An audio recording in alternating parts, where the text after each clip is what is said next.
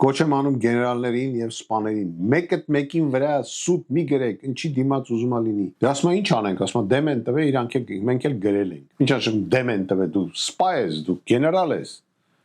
Դու քովրակարակ են դու պիտի գլուխդ չիչացնես։ Բայց քեզ մի հատ թուղթ, մի հատ 25 տարեկան, 30 տարեկան քննիչ դնում ա դեմդ։ Ասում այդ տղա գրի, դու էլ լելով գեներալ, մի քանի պատերազմ անցած, քեզ ասում են արա գրի, դու էլ գնում ես ու գրում ես։ Ինչ ասեմ, դրամա էլ պարտվել ենք, այսենց տականք, արարք չպետք է լինի, ոչ եկեղեցուն մեջ մեր ծառայակիցներին, սուրբ զինվորներին մեջ, ոչ էլ պետք է լինի սպայական կազմի մեջ,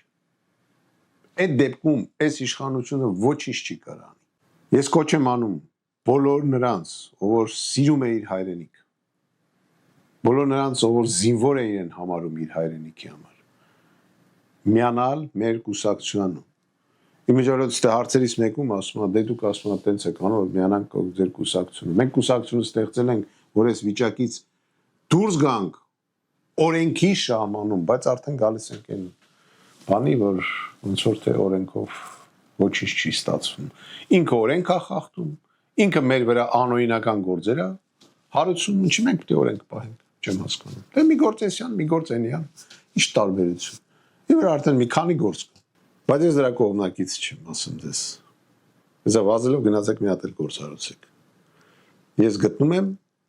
որ կան ճանապարհներ, որ այսպես ականջից բռնենք ու շպրտենք դեռ այն կողմ այդ բոլորի։ Մենք պայքարելու ենք։ Քանի որ ազգեր, որոնք ընկնում են ճակատամարտում, նորից բարձրանում են, բայց ազգեր, որոնք հանձնվում են, նրանք վերանում են։